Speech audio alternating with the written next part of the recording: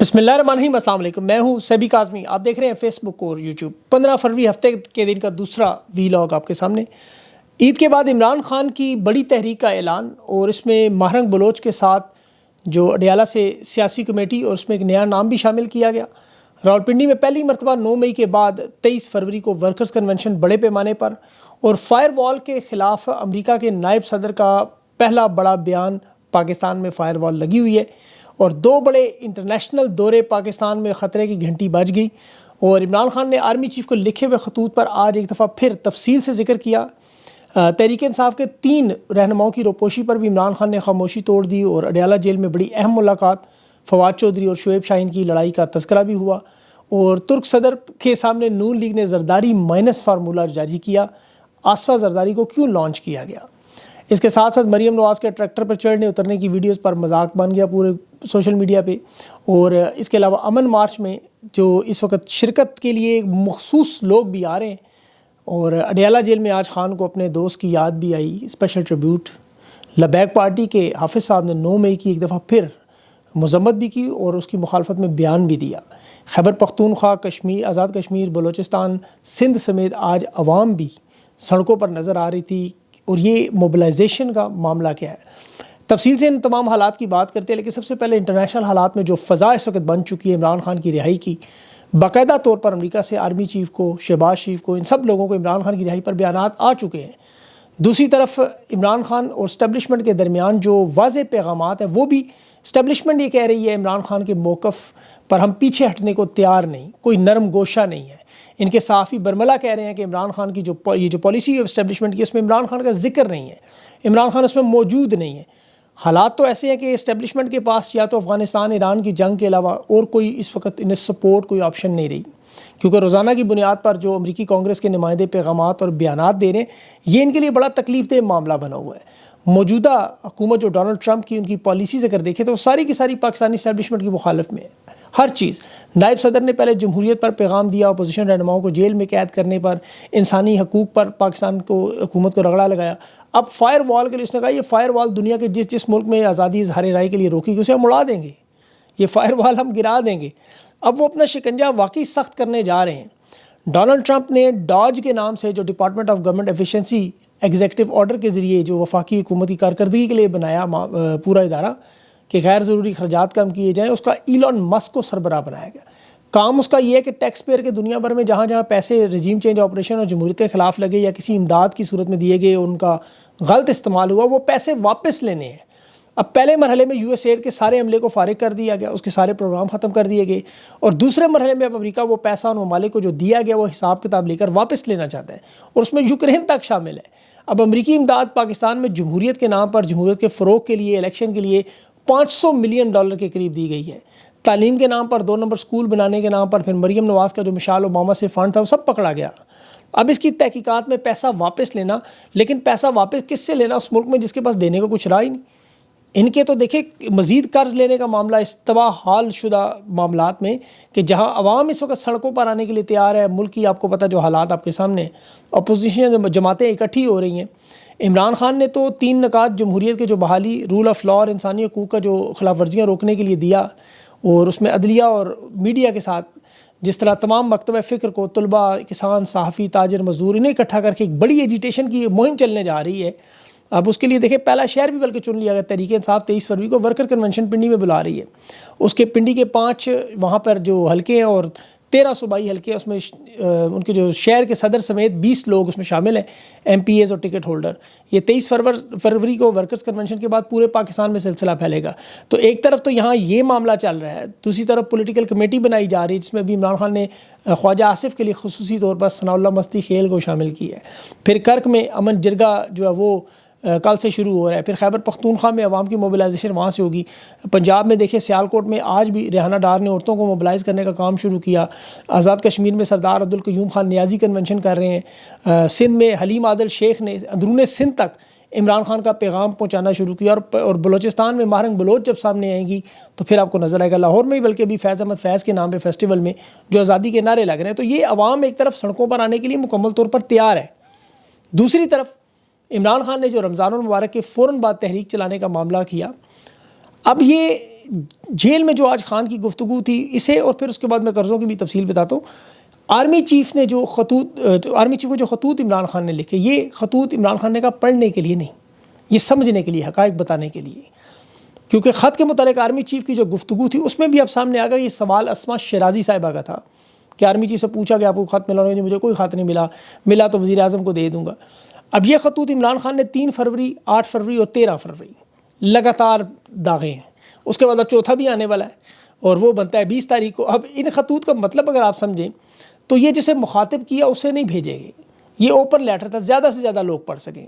پھر تحریک انصاف نے Twitter account پر پیغام بھی دیا کہ اوپن لیٹر ہے، اس کے لیے ڈاکیے کا انتظار نہ کریں، یہ نصیحت ہے، یہ پیغام ہے. اور آپ کو یاد ہوگا جس طرح جین میریٹ نے جو برطانیہ کی ہائی کمشنر تھی اس نے لکھا تھا خط اس طرح، تو قاضی فائز نے اس پر جواب دے دیا. اب تحریک انصاف یہ امید کر رہی تھی کہ آرمی چیف بھی اس کا جواب دیں گے، انہوں نے اس کا لکھ کے جواب نہیں دیا، البتہ انہوں نے اس کا بول کر جواب دے دیا. اب اوپن لیٹر تھا، ساری دنیا نے پڑھ لیا. اس خطوط پر انٹرنیشنل BBC میں خبریں بھی آ گئی، CNN میں آ گئی، اور اب تو ان کے صحافیوں کے پیغامات بھی آ گئے. جاوید چودھری نے کہا یہ تو چھیڑنے کے لیے تھا، منا بھائی نے کہا نہیں، یہ اسٹیبلشمنٹ نے جو پالیسی بنائی اس میں عمران خان موجود نہیں ہے، اس لیے خط لکھ رہے ہیں. عرفان صدیقی نے کہا خط جنہیں لکھا ہے وہ پڑھنا نہیں چاہتے، بیکار کی مشق ہے. بلکہ فضل الرحمان صاحب کے جو سینیٹر ہیں کامران مرتضیٰ، اس نے کہا آرمی چیف کو کیوں لکھا، شہباز شریف کو لکھیں. تو تحریک انصاف کا تو کہنا تھا ایک طرف ہمیں کہا جاتا ہے بات چیت نہیں کرتے، دوسری طرف ہمارے چیئرمین بیرسٹر گور کو پشاور میں ملاقاتیں بھی کرتے رہے، اور دوسرے تیسرے خط پر ابھی بول پڑے ہیں، چوتھے خط پر ضرور بڑا رد عمل بھی آ جائے گا. اور یہ ان تمام بڑے اداروں میں دیکھیں عمران خان نے الیکشن کمیشن، عدلیہ، ان سب کے بارے میں اس تفصیل سے لکھا ہوا ہے. یہ اصل میں وہ لوازمات پورے کیے جا رہے ہیں بڑی تحریک سے پہلے. یاد رکھیں کیونکہ 9 مئی فالس فلیگ کو 2 سال ہونے والے ہیں، آئین اور قانون کے مطابق CCTV فوٹیج ابھی تک نہیں پیش ہوئی. عدلیہ کو مکمل کرش کیا گیا، کوئی آزاد جج متنازع ریمارکس تک نہیں دے سکتا. الیکشن کو 1 سال ہو گیا، مخصوص نشستیں اور سینٹ کے انتخابات ابھی تک مکمل نہیں ہوئے. 26ویں ترمیم سے انہوں نے سینٹ نہ ہونے کے باوجود چیئرمین اور سینٹ صدر کو منتخب کر لیا. پھر پیکا ایکٹ اور 26ویں ترمیم لگا کے جو قوانین لگائے، فارم 47 کی حکومت جسے دنیا تسلیم نہیں کر رہی، جس کی وجہ سے معاشی حالات جس کا میں ذکر کر رہا ہوں. اور یہ ظلم کی انتہا ہے کہ دیکھیں نریندرا مودی وہاں امریکہ میں ڈونلڈ ٹرمپ کے ساتھ آرٹیفیشل انٹیلیجنس اور انفارمیشن ٹیکنالوجی کے $200 ارب کے معاہدے کار ہے. وہ اسٹیلتھ جہاز خریدا، یہاں ٹریکٹر اسکیم کا افتتاح. مریم نواز چڑھ رہی ہے، مریم نواز اتر رہی ہے، سارے کیمرے فوکس کر رہے ہیں، وہ شرماتی لجاتی 16 سالہ دوشیزہ کا کردار ادا کر رہی ہیں. ایک بہت بڑا مذاق ہے. یہاں پاکستان میں اس وقت دیکھیں فوجی جوان شہید ہو رہے تھے، ذبح ہو رہے تھے. ایک لیفٹیننٹ 4 جوان دہشت گردی کے واقعات کے میں کام آ گئے، اور یہاں اگلے مورچوں میں مریم نواز ٹریکٹر کی سواری کر رہی ہیں. اب بدقسمتی سے دیکھیں تمام صاحب اقتدار لوگ ان کے گرد جمگھٹا بنائے، کیمروں کا ایک شغل لگا ہوا ہے، ایک مذاق لگا ہوا ہے. بالکل جاہلیت میں انہوں نے دیکھے حقیقی معنوں میں شور مچایا ہوا کہ 5000 ایکڑ سے پورے ملک میں سرسبز انقلاب لا رہے، جبکہ پاکستان میں زیر کاشت زمین جو ہے وہ 3 کروڑ 5 لاکھ ایکڑ ہے. بھئی 5000 ایکڑ سے صرف ابتدا سے انقلاب آنا ہے. یہ اصل میں وہی تاریخ دہرائی جا رہی ہے جسے عمران خان جنرل یا پارٹ 2 کہتے ہیں. یہ دیکھیں نا مورخ جب لکھے گا تاریخ تو وہ یہی کہے گا کہ ایک جنرل رانی تھی، ایک یہاں بھی جنرل رانی تھی. یہ وہی خاتون تھی جو ابھی کچھ عرصہ پہلے تک دہشت گردی، یہ جو وردی ہے اس کے پیچھے دہشت گردی کے نعرے لگاتی رہی. آج ان کو نوٹنکیاں.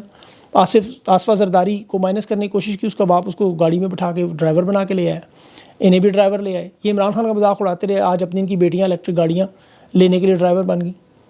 یہ لانچنگ جو کی جا رہی ہے ان دونوں کی، مریم نواز کی اور آصفہ زرداری کی، مقابلہ لگا اگلا وزیر اعظم کون تیار کرنا ہے. جس طرح وہ نواز شریف آپ کو یاد ہوگا ضیاء الحق کے ساتھ بیٹھ کے ٹریننگ لیا کرتا تھا، پھر وزیر اعلیٰ لگا، پھر نواز شریف کو وزیر اعظم بنایا گیا. اور مریم نواز صاحبہ کو تو وہ سارے راستے پتہ ہیں جن پہ چلنا ہے. آج میرے خیال میں تو 1971 میں اگر جنرل رانی آج زندہ ہوتی وہ بھی وزیر اعظم ہوتی. لیکن ان حرکتوں کا نتیجہ کیا نکلتا ہے، جس کی اصل میں بات کر رہا تھا، میں کہاں سے کہاں چلا گیا. بنیادی سہولتیں ختم کی جائیں، انٹرنیٹ بند کیا جائے، اور کہا جائے کہ سرمایہ کاری آ جائے گی. ایک طرف قرضوں کا ڈھیر. ابھی وہ خیبر پختونخوا کے وزیر خزانہ مزمل اسلم نے ٹویٹ کی کہ شہباز شریف کی حکومت نے دسمبر کے مہینے میں صرف 1300 ارب کا قرضہ لیا ہے، روزانہ کی بنیاد پہ 42 ارب روپیہ روزانہ کی بنیاد پہ.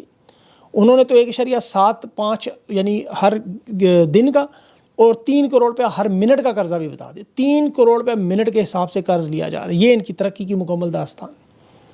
اور اس کے اوپر بھی مزید قرضے کی تیاری.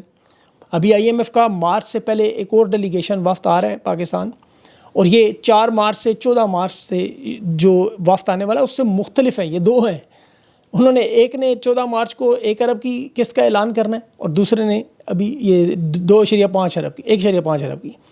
حالات یہ ہیں کہ وہ ابھی سب معاملات کی تحقیقات کر کے گئے, آڈیٹر جنرل سے ملاقاتیں کرتے رہے, پبلک اکاؤنٹس کمیٹی کے معاملات دیکھتے رہے, فوجی سرکاری افسران کے گوشوارے چیک کرتے رہے, عدلیہ کے معاملات دیکھتے رہے, احتساب کے ادارے دیکھتے رہے, منی لانڈرنگ کے قانون دیکھتے رہے کہ پاکستان میں سرمایہ کاری کا کوئی ماحول ہے یا نہیں ہے, کیونکہ ہم نے انہیں انویسٹمنٹ کے لیے قرضہ دیا ہوا ہے. 1 ارب ہم انہیں مارچ میں دیں گے, 1.5 ارب یہ فروری میں مانگ رہے ہیں, درخواست ڈال رہی ہیں. شہباز شریف تو چیخے مار مار کے کہتے ہیں یہ آخری پروگرام ہے, ابھی وہ پچھلا ختم ہوتا نہیں, اس سے پہلے والا مانگنے آ جاتے. تو IMF تو یہ یقین کریں یہ سوچتا ہی رہتا ہے کہ پیسے جائیں گے کہاں, اور حکومت بس انہیں مطمئن کرنے کی کوشش کرتی ہے آپ ہمیں پیسے دیں, فکر نہ کریں کہاں لگ رہے ہیں. اسی طرح عدلیہ کے معاملات میں بھی یہی واردات. ابھی سپریم کورٹ میں انہوں نے 9 بینچ بنائے 21 ججز پر مشتمل. چیف جسٹس نے جو دونوں نئے ججز, ایک وہ جسٹس شفیع صدیقی صاحب ہیں اور دوسرے میاں گل, دونوں کو بینچ نمبر 1 میں بٹھایا اپنے ساتھ, اور عامر فاروق صاحب کو جمال بندوخیل کے ساتھ بٹھا دیا. اور نیچے عدلیہ میں سپریم کورٹ میں آپ دیکھیں تمام 2 گروپس ٹوٹل بالکل الگ الگ, ایک آئین اور قانون کی خدمت میں اور دوسرا وہ بوٹوں کی خوشبو میں. تو ان حالات میں عمران خان صحیح کہہ رہے ہیں. اب جو جیل میں خان کی جو ملاقاتیں ہوتی ہیں, دیکھو اس میں ایک مفاہمت گروپ جاتا ہے جب, اور یہ وہ لوگ ہیں جو سمجھتے ہیں عہدوں پر قائم رہ کے وہ خان کی مدد کر رہے ہیں. انہیں لگتا ہے کہ ایسے لوگوں کو بھیجا جائے جن کے ساتھ حکومت کا بھی ساتھ گزارا ہو جائے, کیونکہ عمران خان اب ان چیزوں سے تنگ آ چکے ہیں, وہ تبدیلیاں کر رہے ہیں. مفاہمتی گروپ اب تک سمجھاتا رہا کہ جی حالات بہتری کی طرف جا رہے ہیں, تحریک چلانے کی کوئی ضرورت نہیں ہوگی, اور عمران خان نے اب یہ سوچا کہ ان تمام لوگوں کو سائڈ پہ کیا جائے. جیل ملاقاتوں میں دیکھیں ایسے لوگوں سے انہیں پارٹی سے خان تو نہیں نکالتا, اسی لیے کہ اطلاعات لاتے ہیں کہ رابطے کا سلسلہ ہے, اسٹیبلشمنٹ اجازت ہی صرف ان لوگوں کو دیتی ہے. اگر وہ سخت موقف والا کوئی بندہ آئے اسے تو وہ ملنے ہی نہیں دیتے جیل میں, اس لیے انہیں رکھنا ضروری ہے. اب لیکن خان نے آہستہ آہستہ وہ معاملات سیدھے کرنے شروع کر دیے. آج فواد چودھری اور شعیب شاہین کی لڑائی پر آپ دیکھ لیں, متضاد رپورٹیں آتی ہیں. جس طرح زرتاج گل کہتی ہیں عمران خان کے سامنے شعیب شاہین اور فواد چودھری دونوں موجود تھے, کوئی ذکر ہی نہیں ہوا. شعیب شاہین صاحب کا کہنا ہے کہ عمران خان سخت ناراض ہوئے. فواد چودھری کا کہنا ہے نہیں جی عمران خان نے ہبا چودھری کو بھیج کے ہماری صلح کروا دی. 3 ورژن آتے رہے, 3 طرح کے پیغامات آتے رہے. اصل پیغام خان کا اسی لیے نہیں پہنچتا, انتظار پہنچاتا تھا. دیکھیں اس کو انہوں نے کیا حال کیا. اب خان کا پیغام دیکھیں, ابھی بھی 3 لوگوں کے بارے میں روپوشی میں حماد اظہر, مراد سعید اور میاں اسلم کے بارے میں آیا کہ عمران خان نے ان تینوں کو نکلنے سے منع کیا ہوا. اب چونکہ یہ عمران خان کا پیغام ہے اس لیے لوگ اسے تسلیم کر لیں گے. اب لیکن ابھی بعد میں کل پتہ چلے عمران خان نے کہا ہی نہیں تھا. بہرحال یہ اس طرح کے پیغامات آ رہے ہیں. ابھی عمران خان نے آج ایک اور پیغام اپنے دوست نعیم الحق کے بارے میں دیا. ان کی آج 5ویں برسی ہے, بڑے زبردست بندے تھے, اللہ ان کا وہ جہان اچھا کرے. میری ان سے 2-3 دفعہ ملاقات بھی ہوئی, فون پر بات بھی, میرے ابتدائی انٹرویوز میں بھی آتے رہی. جس سیاسی بندے سے بات کریں ان کی تعریف کرتا تھا. خان نے آج انہیں یاد کیا, ٹریبیوٹ بھی پیش کیا. تو اس وقت حالات عمران خان سمجھ رہے ہیں, جو معاملات دنیا میں بن رہے ہیں, عمران خان اس موقع کا انتظار کر رہے ہیں. جس طرح بھی دیکھیں برازیل میں 120 شہروں میں لوگ نکلے اور فوراً امریکی حکومت نے تائید کر دی. اب یہاں پاکستان میں وہ تحریک جو ہے وہ اب چونکہ رمضان شروع ہونے والا ہے, اب اس میں 8-10 دن رہ گئے ہیں. اس 8-10 دنوں سے پہلے ورکرز کنونشن ہوں گے اور اس کے بعد پھر عید کے بعد خان کی تحریک شروع ہوگی. اب اس رمضان کے 30 دنوں میں بہت کچھ ہونے کا چانس ہے, بہت کچھ ہو سکتا ہے. نہ ہوا تو پھر عوام کے ہاتھ میں چلا جائے گا معاملہ. تو اس پہ تو تجزیہ یہی ہو سکتا ہے کہ عید ہو سکتا ہے خان اپنے گھر پہ کرے, ہو سکتا ہے کہ عید سے پہلے ہی معاملات ٹھیک ہو جائے. لیکن یہ اللہ تعالیٰ کو پتہ ہے کیا ہوگا. ہم لوگ تو دعا کر سکتے ہیں اور انہیں سمجھانے کی کوشش کر سکتے ہیں کہ ان پاکستان پر رحم کریں. اپنا خیال رکھیں. مجھے اگلے انٹرویو تک کے لیے اجازت دیں. اللہ حافظ.